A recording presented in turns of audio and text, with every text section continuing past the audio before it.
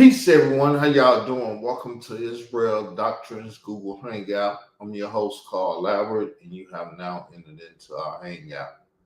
And today's topic or title is DJ K. Slay and Khalil Amani calls for queer rights, which is changing the culture of hip hop forever. And y'all know this is past stuff, so it is what it is. I'm gonna show forth my presentation, and I'm having a little audio and stuff where y'all can listen to it. So let me get to my presentation. I had a little trouble getting in because I changed some stuff on my computer. When I did that, I couldn't get into search box. But life is good. I'm back in them. Everything is back up, running, and fine and stuff. So give me 1 sec. I'm gonna play some music and I'm gonna go to the restroom and see how many people have made it to the show by the time I make it back from the restroom.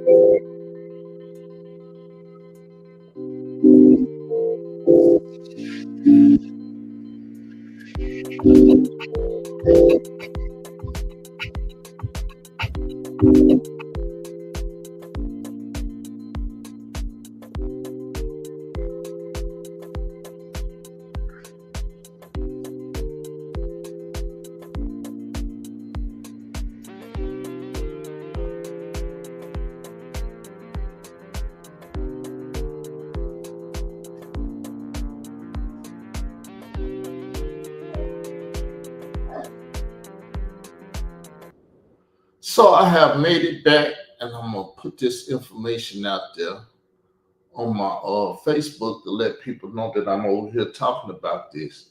As I stated before, this is a series. This is a series. We did part one yesterday, well, the beginning, and this is part one. So please follow along with the series. It was supposed to come on at 1 o'clock. It was scheduled.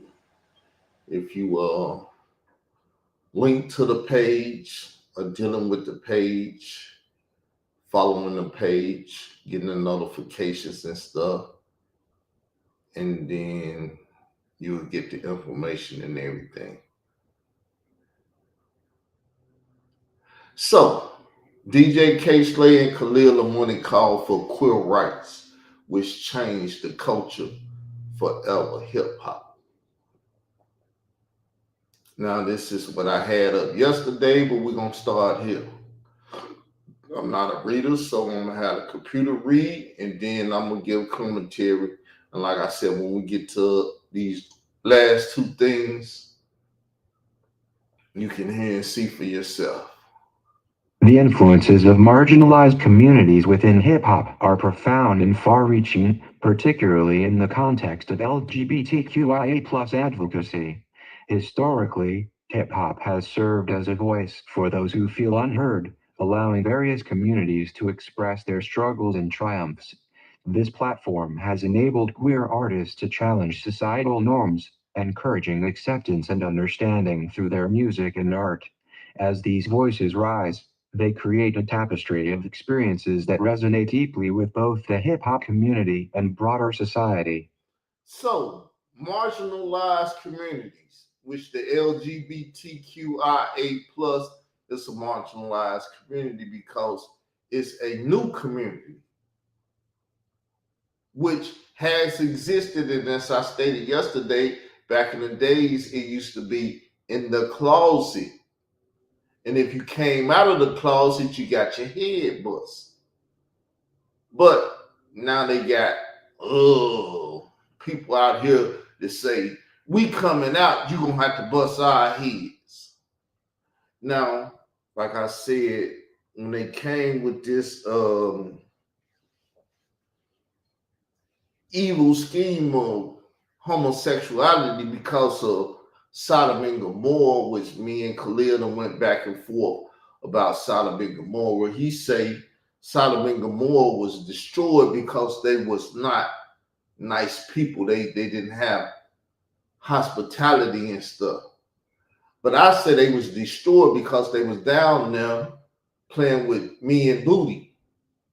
And they wanted to even play with angels' booty, not knowing that the men that they was going to play with their booty was angels. And God said, oh, yeah, we got to destroy them now.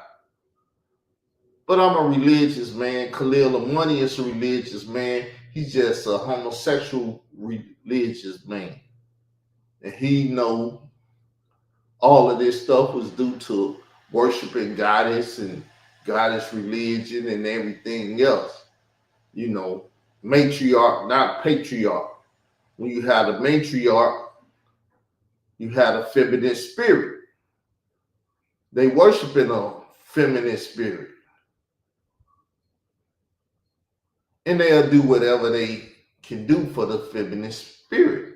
Same thing in the hip hop culture. Who you think Africa Bambaataa worship? Who do you think Puff Daddy worship? Who do you think R. Kelly worship? You think it's a male god out there with the patriarch and doing all that? No, people. Ask Khalil Money. He'll tell you he's a comedic. He'll tell you what the comedics of old did and why they did what they did. And if he won't tell you, I got the videos that will tell you.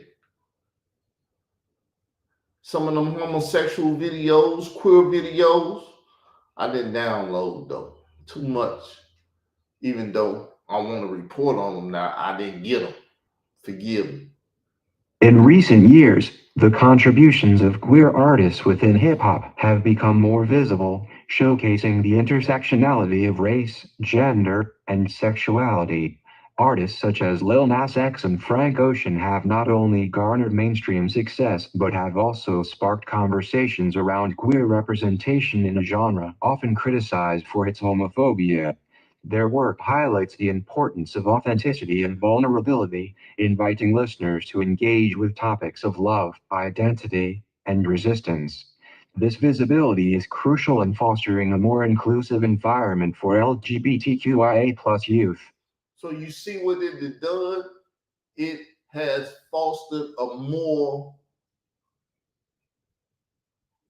open conversation on homosexuality, sex.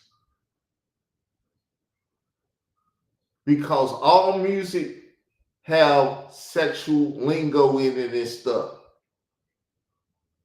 But you have a heterosexual man talking about being with a heterosexual woman.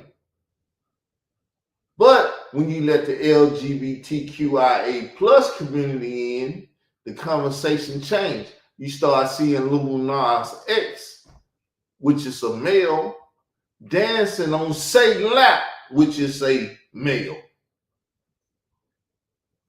They done took it off Earth and took it to I'm going to hell lap dancing on Satan lap. Now, people get lap dance, the male get hard. So if Lil Nas X is dancing on Satan lap, is Satan get hard? Is he gonna pluck him? How far do we go with this? I was just watching Terminator 2 earlier, or 3 or 4, whichever. And I was like, it's funny how they split the two movies and came up with Terminator and The Matrix. And you see them changing the movie in the direction of the movie. And this is what I see with the LGBTQIA plus community that Khalil and K. Slay was promoting. It's changing hip hop, been changed hip hop. But yet the hip hop museum and the leaders at the hip hop museum did not go at Layla Will's Troy started to reign. Khali, Amani, Marcy, Hamilton, and all the rest of the hip hop stand with survivors because they're advocates for this lifestyle. They're advocates for this lifestyle. Now we're gonna go a little further. We just having conversation, then I'm gonna let y'all hear it from the horse's mouth. It's clear as day, right?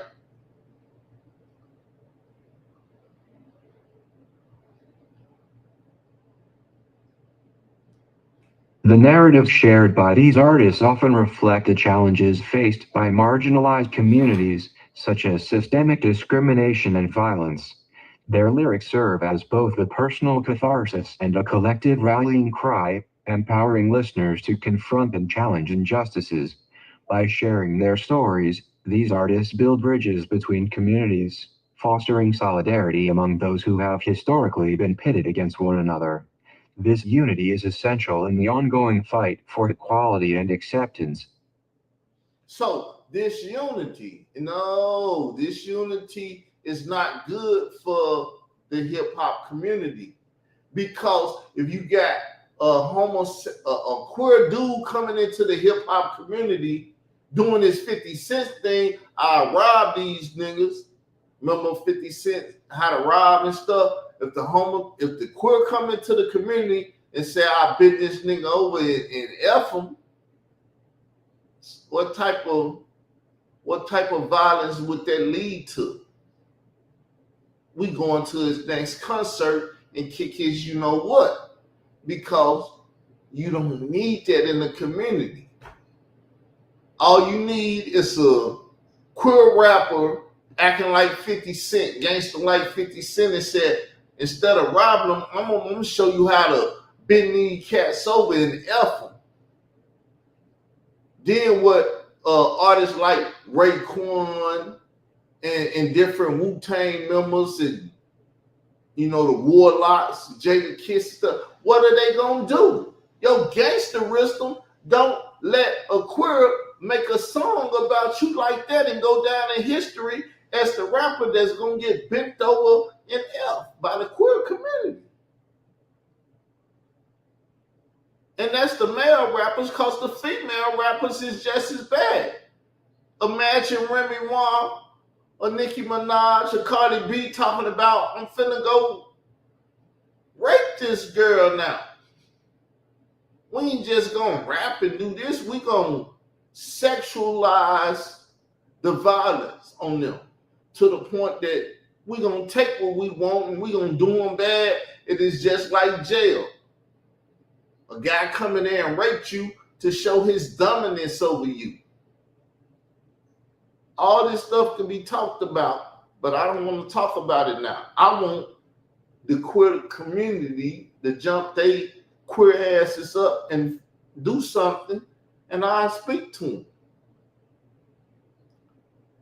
I want Khalil Amani to speak up so I can speak to him. He's a queer advocate queer. Moreover, the influence of marginalized communities extends beyond music. Hip-hop culture, with its roots in activism, has the potential to galvanize support for LGBTQIA+ rights. Events such as pride festivals and community gatherings have begun to So you incorporate. see the conversation now that hip-hop, an activist community, where the queers come in and they get active. Like I said, you have a queer 50 Cent coming in talking about not how to rob, but how to bend niggas over and take their butthole, or women take the cat I want and everything. Because hip-hop is about that violence and stuff too. And all you need is the queers to come in and get violent with. That's all you need. But the activism in hip hop has always been for the black, the brown, the this, that, the yellow, and everything else. It was about racism and being, it was never about sex. You had your KRS-One, hey, she looks so good, Hey, I sleep with her daddy. You had the Biggie Small. She looked so good. I suck on her daddies and all of this. But I mean, why?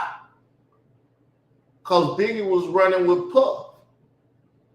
And Puff would suck on the daddies. So Big had to put it in his lyrics and stuff. They brought this stuff to hip hop because they Zulu babies. They all a part of that first queer family. That's why Ron Savage speak about P. Diddy, Puff Daddy. Puff made them cats. What's up, Daddy? Hey, Puff your daddy now? The Diddler is your daddy. But we're going to listen to some more to this. Moreover, the influence of marginalized communities extends beyond music. Hip-hop culture, with its roots in activism, has the potential to galvanize support for LGBTQIA+ rights.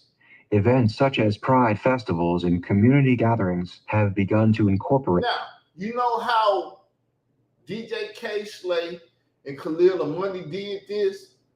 And Layla Wills and Troy Star Terrain, all these people work for the LGBTQIA+ community. All the things you've been hearing and seeing has been to make Africa Bambaataa a homosexual that raped a young boy because they was putting them in the LGBTQIA+ community. Nobody would talk about this. It's clear as day, though. It's clear as day. From the first article Khalil Amani wrote, because K. Slate told him to write it. 7 years before that, he told them he used to go get them boys for Bambaataa to have sex with. I called it child trafficking. He said it ain't child trafficking. Anybody with any intelligence and sense know if that child was on the left side of the street and you brought him across the street to the right side so he can sleep with him, that's child trafficking.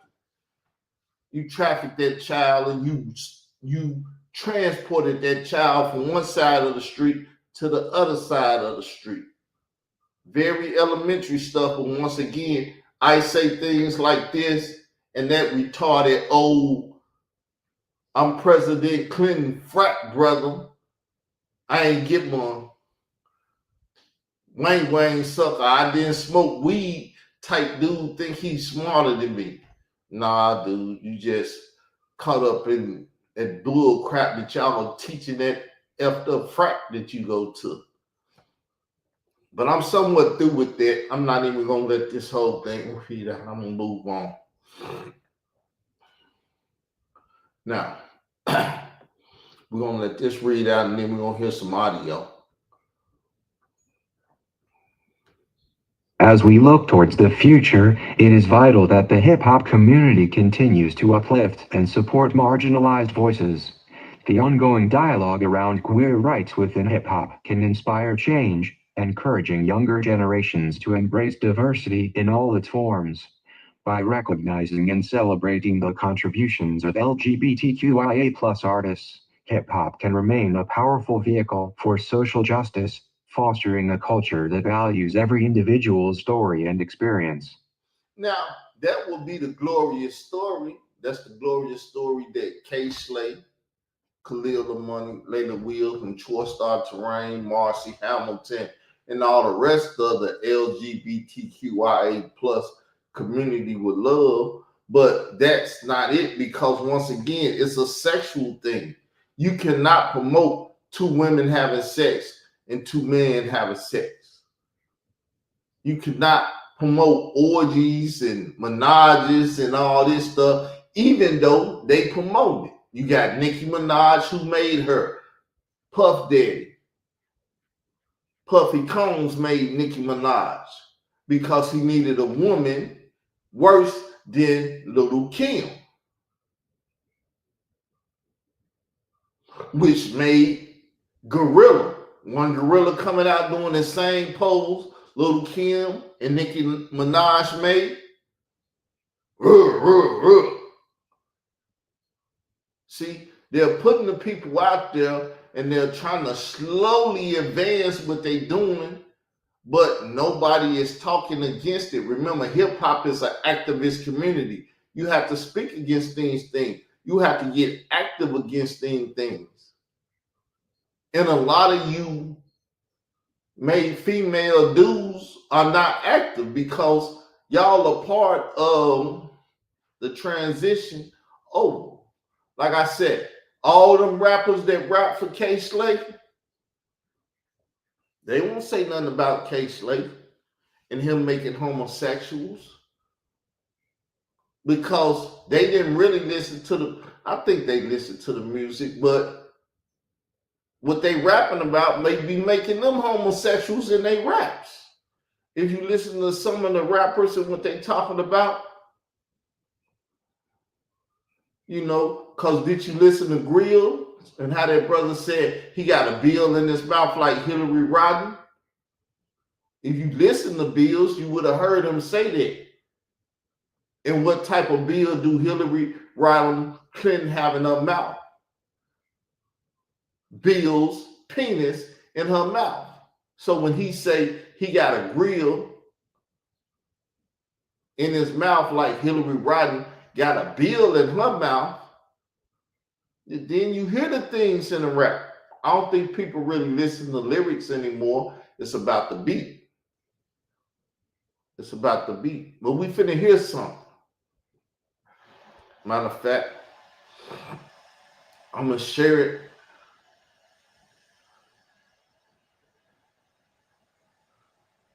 Then I'm gonna move it out the screen. Get it? I just put my disclaimer up now. Where is it? Here it is. You mentioned how they talk to people walking down the street, even gay people. They see gay people walk down the street, they start, Bible verses and calling them faggots and stuff like that. That's all anti-American. Let people be who they're gonna be. And by the way, I'm a gay rights activist also. I wrote a whole book addressing hip hop and rap and homophobia in hip hop. That's a whole other subject that has landed me in Spin Magazine and LA Times and all other kind of places just for talking about, the disrespect of gays and lesbians doing hip hop and rap. So that's how being K Slate, I said earlier, how we started talking because we had different views about gays and rap. So from that's a whole other part of my life that I'm investing in. So why you vouch for gay people to rap? Why I vouch for them? Nigga, what's wrong with gay people? Nigga, what did it tell you? What's wrong with somebody rapping that's gay? That's a question. I just want to have his mindset on it. When you said why did he vouch for, what's wrong with it? I'm asking you, is something wrong with that? Nah, ain't nothing wrong with it. What? You do know. I know. Let me ask you, let me see if you're going to keep it real. Yeah. Do you think we have gay rappers right now? Hell yeah. Well, there you go. Shout out to Puff.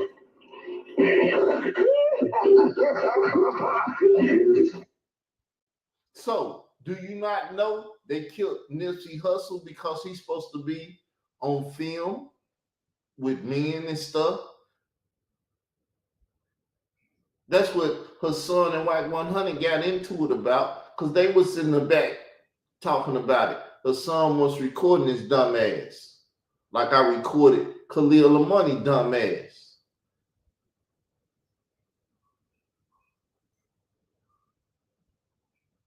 That's why Nipsey Hussle died. That's why they talking about did Puff send Laura London to get next to him so they could take his life and shit. I know y'all done heard these same conversations and things taking place over the internet. come here. We could talk about it like real men and real women, but y'all pussy. So now, I'm not going to put up the disclaimer for this. I will put it up for a second just so I won't get flagged. It is a disclaimer. So copyright disclaimer under the section of 107 of the Copyright Act of 1976. Allowance is made for criticism, comments, news reporting, teaching, scholarship, and research. And I know that bitch later will be trying to flag, but I don't give a damn. I put it up there. A group of victims, advocates, and sex abuse survivors held a rally outside City Hall this morning. They're calling for the end of taxpayer funding for the Universal Hip Hop Museum in the Bronx. Now, they cite museum co-founder Africa Bambaataa and Universal. So, museum co-founder Africa Bambaataa, because Africa Bambaataa is in hip hop, he co-founding everything in hip hop, I guess. I don't know how the fuck they talking about whatever the fuck they talking about. It sounds like they making up shit. And you got a Hebrew Israelite up here and all these ignorant ass people that's really standing up for Bambaataa and what he's doing and what he's bringing to hip hop. Homosexual men that rape little boys, but they ignorant of what they really protesting and standing up for. Universal Zulu Nation being named as defendants in a child sex trafficking lawsuit as the Now, I just told you about DJ K. Slate, who was a Zulu that was trafficking children to Africa Bambaataa. But they was friends with K. Slate before his dumb ass died and everything. They was friends with the child traffickers and still friends with the child traffickers. Reason why public money should not go to the facility. Some of the alleged victims and their advocates want to see the statute of limitations on child sex. So you see, they out there protesting. They're activists. They're using hip hop. See, hip hop stands with survivors, protect the children and all that. But when I told him Hassan Campbell took a picture of the murder, the boy that Bambaataa, the homosexual gay, that Bambaataa date raped and stabbed him, they all said, fuck me, and the bitch took me to court and wanted everything that I had about her and the murder of TC Islam and all the rest of the shit talked about. Bitch never said I was stalking her in her paperwork, none of that shit, because it was all strategic. And Khalil Amani know the shit. I can get the video where he'll tell you it was all strategic. She did what she did to fuck with your pockets and your money and everything, because people think I'm a broke ass nigga in Arkansas. I'm living in a house. I'm eating food every day. Matter of fact, I'm a little bigger than I want to right now because I'm eating. But we're going to keep going. These crimes in New York State eliminated so that other people may come forward with their claims of abuse. That's when the world will. When y'all hear me say Marcy Hamilton, this is Marcy Hamilton. This is who Marcy child victims. This is her organization. She's a part of Hip Hop Stands with Survival. Does she look like she a hip hopper? Do she look like she used to get on the floor and shake her flat ass? Huh? I don't think she ever shook her flat ass to no hip hop song, but fucking with Layla Wills in this case and shit, that's what she is. Find out the truth. That's when we'll shift the cost of the horrors of abuse from the victim to the ones who actually caused it. And that's when we'll know about even more hidden predators. And we have reached out to Universal Zulu Nation for comment, but have not yet heard back. So, Rocky Buchanan must go. They out there getting motherfuckers thrown out of hip hop and everything else because the hip hop community has the LGBTQIA community in it running shit. You know they just got big ass funds and shit from the government so that rainbow flag could have power politically and other stuff. But I'm waiting for Khalil Amani ass to stop traveling up and down the fucking airways and shit, going to Miami and everything. See, the nigga ain't about his activism. He gonna say, I was in Miami and shit, visiting family and doing all this shit, and I couldn't address it. When your bitch ass get back, nigga, address it. But he's not gonna come back addressing me. I double dare him to do it. But he's not gonna do it. So y'all go talk to him and let him know that his ass got a double dare to dip into this conversation.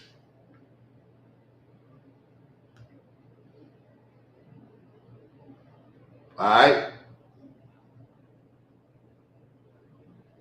With that said, I'm gonna close this show, and we'll be back tomorrow at 1 o'clock.